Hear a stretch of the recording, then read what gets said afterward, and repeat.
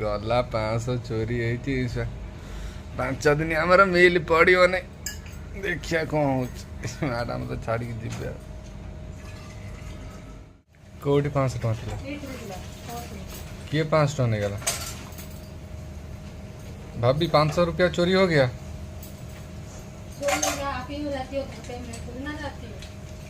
मेरे को चोर बना दिया तुमने। मम्मी मुझे क्या पता कौन लिया आप लोग के रहते गिर गया देखो 500 रुपया चोरी हो गया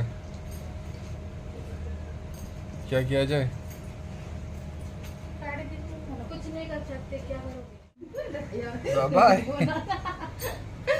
अब आ जाओ फिर अब नहीं आएगी वो आप नहीं आएंगे सच में भैया को रुलाओगे वैसे और एक लग जाओ